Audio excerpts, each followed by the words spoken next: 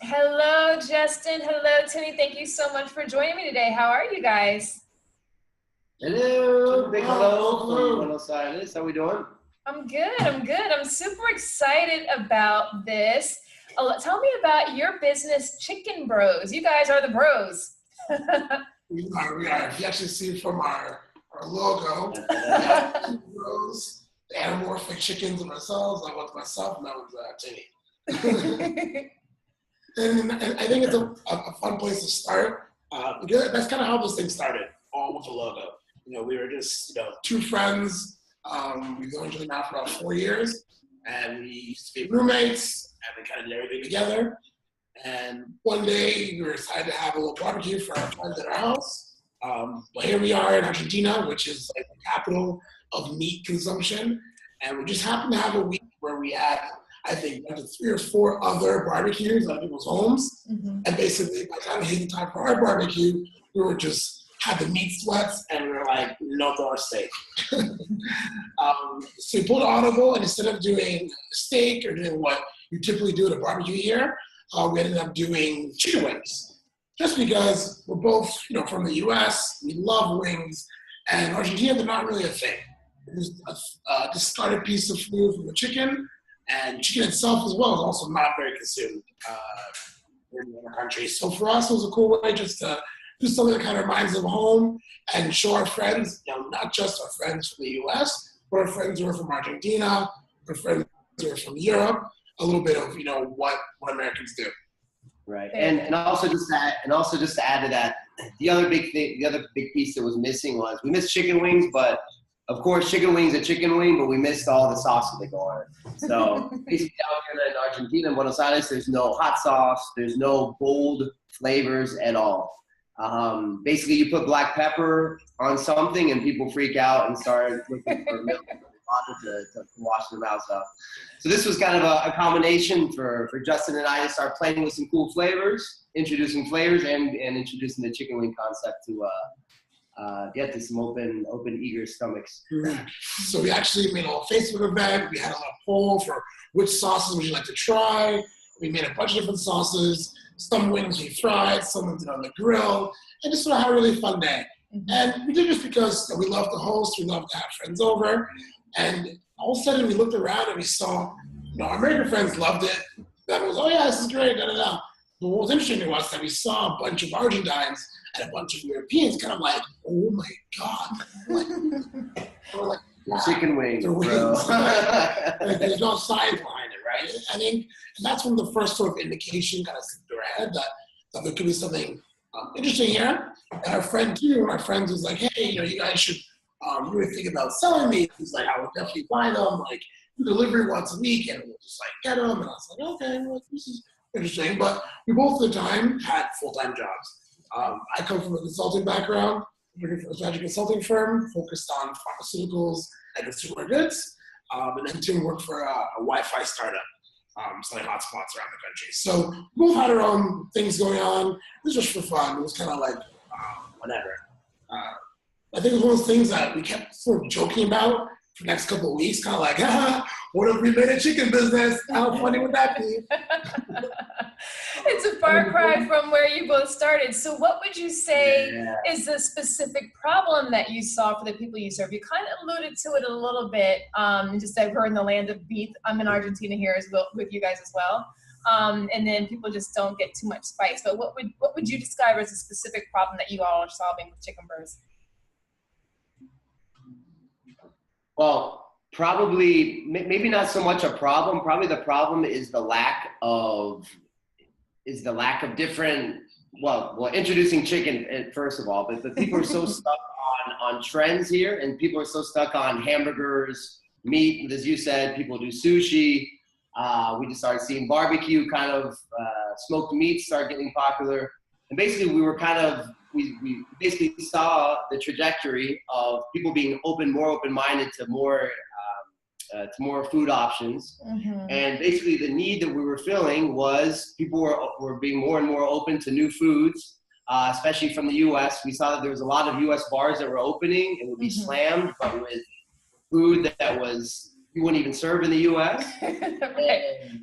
And also you would have, and no one's American owned, or none of the owners were American. They were missing what it is to be an American bar. Mhm. So we thought they were being so successful with not even doing it right, then I think we would be able to come in there and smash it. Very cool. Now, what made you decide that you were going to be the one to solve this problem? Because a lot of people will see all these issues like what you just described, where there were a lot of American bars that are not run by Americans and weren't quite doing it the way that it could or should have been done. What made you decide that, okay, actually, we're going to leave our jobs and we're going to actually open up this business? Well, I think a lot of times for entrepreneurs, you think there's some sort of like eureka or aha moment or something you're like, yeah, it's this. But I think in reality, it sort of happens over time. And I think for us, we kind of just slowly got into it. After the first barbecue, we started just throwing parties for our friends where we'd like serve wings. We started throwing bigger parties where we invited, our first sort of official launch party was a July 4th party. Okay. We rented out this giant warehouse, brought in a mechanical bull, bluegrass band, we had streamers everywhere. We did it, not because we were like, we're going to change the chicken game in Argentina. We did it because it was something fun to do. And no one was organizing, a July 4th party, and we figured, why not us? Like, we love America, we love celebrating it, and meeting up with friends, so why not? And I think, that was sort of the beginning of it. And then we did more and bigger events. We did different types of parties on rooftops, on boats. And then we ended up, our friends owned a bar called Magdalena's Party, and they were closed during the week. And we're kind of like, as you start doing these events, try to say, something's interesting here. Like, let's keep going further and further down the rabbit hole and see what we find. Not with any sort of goal in place or objective, but just because it's something you like doing, you're passionate about it, and you're just sort of curious to kind of learn more. Because the more you learn, the more questions you ask, the more things you see, the more opportunities you see. So we ended up basically going to our friends and saying, hey, y'all are closed during the week, but what if we rent out your bar on Mondays when you're making no money anyways, and we'll just basically sell our product, and then we'll just pay you rent. And for them, it was like, sure. I think they're going through some issues on their end as well, so we kind of helped them out. They helped us out. And then before we knew it, it sort of just kind of picked up a lot of traction and became sort of the most happening spot on a Monday in Buenos Aires. After about a year of doing it, we were sort of like, the place to go. People were coming originally for American football, but then after that, just because they wanted a place to find wings. I think when you start to see that in practice, then you sort of form the idea of like, wait, there's an unmet need here in this market where people are looking for authentic American experience. They're demanding it, and currently no one's really providing it on a massive scale. So then we're like, okay, there could be an opportunity here. And I think that's sort of how we ended up moving towards eventually opening our own business and open the restaurant. Very good. Well, I like that it was a gradual process. Like, it was something that happened over the course of a few years. It started more casual, then you tested it out, and now you've got this full-blown restaurant that's open 6 days a week now. So very cool.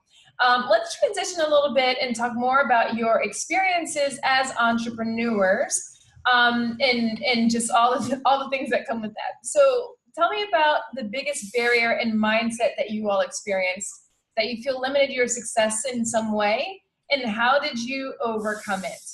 Cool. Probably one of the biggest obstacles that we saw was, you're in a foreign country. We both speak Spanish, but there are completely different rules and laws and ways of doing business down here. As far as, the biggest thing that we noticed was, Justin's running around to maybe 5 different places just to fill out one specific form.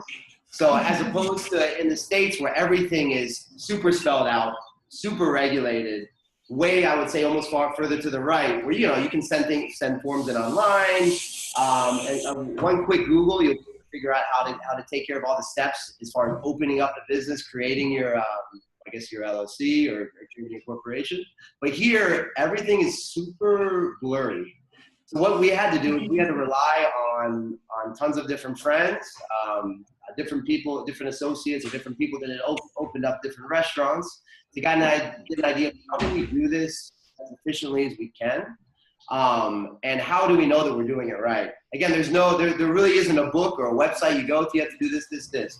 because you have to deal with a lot of the people at the desk that might not agree with you, and might tell you, might be misinformed, send you to go somewhere else. So there was a lot of time wasted. I wouldn't say wasted, but a lot of different cycles going through that, trying to figure out, okay, how do we set this? You know, how do we set up this corporation? How do we how do we get this from an idea to actually open up our restaurant?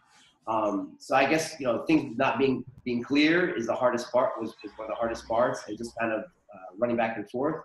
But how did we solve that? Was, again, this was a year leading up to this, knowing that we wanted to open up a place. So we just asked as many people as we could, so especially some of the other expats that had restaurants and businesses down here, to get a good idea of how did you guys do it? Because we're in the wild, wild west down here. You really have to rely on, kind of what are the best practices. There really aren't. We kind of talked to about 10 different people and looked for the best approach and take it from there. I think a lot of it too for us was the fact that we started this process much before we needed to. Like, we already had a corporation created and filed, I'd say 6 or 8 months ahead of us actually opening the restaurant. We already had our paperwork done. So when it actually came to open an actual restaurant, it kind of flew by very quickly, because every time you would meet people, it'd be like, wait, you need this, this, this, and this. And we're like, yep, we got it. And they're like, wait, what? We're like, yep, we got it. Next. And we're like, oh, okay. So I think for us, kind of, before even getting started, taking a big look at the general way of doing things and what are the main steps that need to happen, and putting them all into motion as soon as you can, and basically not trying to sweat the details of exactly how it's going to happen. We'll just go sort of, you kind of look at the problem, you break it into sort of 5 main buckets, and you just take them bucket at a time, brick by brick, kind of step by step, and then not worry about the final result, but just sort of getting everything done in sort of smaller, more digestible pieces. Okay. Now, opening a business and running it and building it is one thing when you're home country, and you just talked about some of the barriers and challenges that you experience whenever you're doing it in another country, in another language. Thankfully, you guys speak the language well, but are there any other habits or suite of habits that you guys use on a regular basis to not only keep things running, but just to make sure that you allow for all these additional variables that might come into play whenever you're working on a business that is in a country that's not your own? Well, it's not your home country, it's your home. I think you never take, just because person A tells me it's this way, I'm not going to assume it's that way. You always room for interpretation, you leave room for error, you question everything, and you don't sweat it when it doesn't work out the way you want to. Okay. I think a lot of entrepreneurs, and a lot of pitfalls, I'd imagine, is when you sort of think, what am I supposed to be? So I'm just going to do that way, and then it's not. And that can be, I think, very discouraging. But I think for us, we kind of went into a kind of like very open-minded, kind of like, all right, you think it's this way? Maybe it is, maybe it isn't. Okay. Which way? We'll just basically roll the punches and be flexible and not be so set on things being a certain way.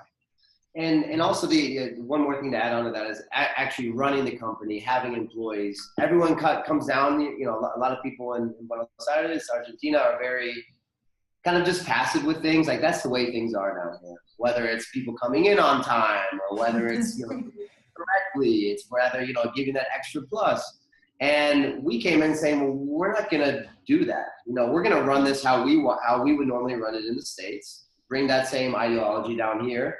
And hopefully people buy into it. And what we've seen so far is, a lot of people, if you have your passion, if you're doing, Justin and I going and wiping everything up on the, wiping up the floors and doing everything, all the dirty work that other people don't want to do, people end up kind of want to follow by example. And yeah, so that kind of mentality of going the extra mile and not just succumbing to the normal kind of mentality down here has helped us out. So how have people responded overall in terms of your team members? Because you're asking them to adjust to a culture that's different from their own. It's more of the philosophy and the culture that you want to create within your own company. So did it take some time for them to get to that point, or was it more of saying this is how it's going to be and then leading by example, as you just mentioned? I think you got a little bit of both. We had a person quit within like a day and a half because they just couldn't handle this. I can't do this, it's too much for me, and that's fine. You know, I think when you sort of are clear about what you expect, people either adhere, they try to adhere, or they don't. And you know, there's no problem. There's no sweat. And I think it's definitely not a thing that you put in place and that's it. We're constantly working on it. We're constantly trying to make it better. We're constantly making mistakes. We're constantly improving. We're constantly learning. And there isn't a silver bullet for any of these things. You just sort of have to accept that you're going to make lots of mistakes and errors as you go, and accept that that's just part of the process and not get too hard on yourself. Got it. Now, what would you say that you do to stay in tune with the needs of your customers? Because you have an American restaurant and a non-American place. So I imagine that you got a nice mix of customers who are both American as well as locals to Buenos Aires and Argentina. So how do you stay in tune to the needs of your customers so that you're constantly delivering to them what it is that they need? Because even their palates are very different, right? So how do you do that? Right. I think we're in a cool position because we're able to be, basically what's got us this far is being as American and as different from everyone else as possibly we can, you know? So everyone, you know, a lot of the restaurants will have, you know, a barbecue sauce that'll be very tame, you know, it might just be, paprika, ketchup, and some vinegar. But, you know, we have, you know, 5 hours and, you know, 15 different ingredients that go in our barbecue sauce. So basically what we do is we focus, you know, we don't dumb down things. We don't dumb down flavors. We try to go extreme. So, you know, we bring super hot peppers from the US and say, hey, look, this is hot sauce. And so that's kind of a good example. We have different levels of hotness. And American hotness versus an Argentine hotness is very different, right? So what we do is, you know, we basically kind of stick to our guns and say, look, this isn't, you know, this might be medium to us, but it'll be super hot for them. But people come in and, you know, normal people would say, hey, look, you should dumb it down for, you know, for the majority of Argentines that are coming in. But no, we want to be completely different because we want to grab that attention. You can only get this at Chicken Bros. You can only get these flavors at Chicken Bros. I mean, we have deep fried Oreos, mac and cheese, all these things that are pretty out there. People have never even seen this before. We had a Old Bay wet, you know, like an Old Bay dry rub the other day, and people have never heard about these things. So what we try to do is be, you know, as different as we can, and really dig it. I think at the same time, while recognizing that we don't want to compromise what we think is flavor, what we think is good, we also, you know, make sure to have an offering that can fit the palate of Argentines. So not so much that we stay here and they're here and they have to come up, but we try and meet them a bit without compromising, you know, what we want. For example, we have, you know, 4 sauces out of our 8 that aren't spicy. You know, our menu, we have non-chicken options, we have all these things that we do that still maintain what we consider to be good, while being more accessible for the Argentines. And I think sort of the original question, how do you sort of keep in tune with the customers on a daily basis? I mean, with the restaurant, it's really easy. You have instant feedback. Give someone their food, give them, you know, the customer service, and you ask them, how is it, guys? And you sort of do it in a way that you let them be honest. It's like, don't tell me something just because you want my family's like. And people tell us, hey, I wish it was like this, I wish it was like that, and we can sort of adjust when appropriate. And I think too, it's also taking that information and not just doing exactly what they say. Because at times we're like, with our friends say, no, this is too spicy, it's impossible. And they're mad, and it's like, so be it, you know? Or there are times where people are like, hey, I wish you guys had a sauce that was more like this. And we're like, oh, that's a good idea. Or wish y'all had a veggie option. Oh, yeah, good idea. And we sort of taking that input as we get it. I think, you know, for myself, coming from a business consulting, we basically do a project and you don't really get feedback and you get it kind of like at the end. It just seems so far removed. The customer, you know right away if they're happy or not. And I think for the entrepreneurs, whether restaurant or not, is finding a way to get that instant feedback to allow you to constantly be improving upon the methodology behind your business. Very good. What would you say are your 3 keys to success? 3 keys to success would probably be, we hear this all the time in the entrepreneur world, right? Is the hours and the time you put into it is hard brain busting work. I mean, I remember people saying like, you work 16 hours a day. I was like, how do you even do that? Like, when do you sleep? And then after waking up and working at least 16 hours every day, that was a huge reality to me. I really thought that, look, we've been doing this for a year and a half. Like, we're going to kick this off. Then, then we'll hire everybody else. Then we'll move on to opening up new restaurants. But there's just so many things that are going on that you have to be present, and you have to just be, it's the amount of work. Again, 16, 18 hours a day. I think hard work is in the hours is one. I think another one important for us is creating an atmosphere that people want to be in. I think a lot of people come to a restaurant beyond the fact, obviously having good product is really important. Maybe that's the third thing, but just building an atmosphere people want to be. And we basically put a lot of effort in making sure that Chicken Bros has an identity. And when someone mentions the name Chicken Bros, but they have a meaning association in their head, what it's going to be like. Because what we're ultimately doing beyond a restaurant, we're building a brand. The restaurant could close tomorrow, and we can still sell this brand because that's what we're actually really building. And that was our goal from day one. Was never to open one restaurant, was to open, many, many restaurants that span many, many countries. And that is our goal. And I think if you want to do that, you have to keep in mind, how to reach that end objective. And for us, that requires go to the brand. So when you walk in Chicken Bros, we greet them with a big smile and feel like they're at home. We have a couch there, people with their feet up. People, they kind of forget that they're in public. They really get to a sense where they're like, chilling and hanging out. And I think those are things that a lot of restaurants do back in the US, but Argentina is very different. Argentina, there's a clear separation between the customer and the employees, and we try to blur that line. Like we'll sit down with them, we'll hang with them, we'll drink with them, and those are just like small little gestures that make them feel like this is theirs as well. Like they come in here and they're like, hey, what's up, Tim? What's up, Justin? And it's like, it's all greets around. They pop ahead in the kitchen, like, hey, what's up, guys in the kitchen? And, those sort of stuff, like, we don't tell them to do that, right? But they pick up on that sort of behavior because we build a culture of that in the restaurant. Cool. Very good. And where can people find you guys? They want to follow the brand. If they're not in Argentina and they want to follow the brand Chicken Bros and see where you open up stuff next. We do Facebook, we have Chicken Bros, Instagram, Chicken Bros BA, Twitter, Chicken Bros BA. Follow the Instagram stories. You can check out our YouTube channel as well. We made a hip hop music video, full length, 2.5 minutes, called Started Only Monday, Now We're Here, basically a rip off. Drake started from the bottom, now we're here. Right. So check that out. That's a good laugh. And I think too, like we do stuff like that because, like we said, we want to build a brand, and they usually these sort of fun things that aren't directly to the restaurant, but people get a sense of sort of who we are as people and who we want and what we want the business to be. Very good.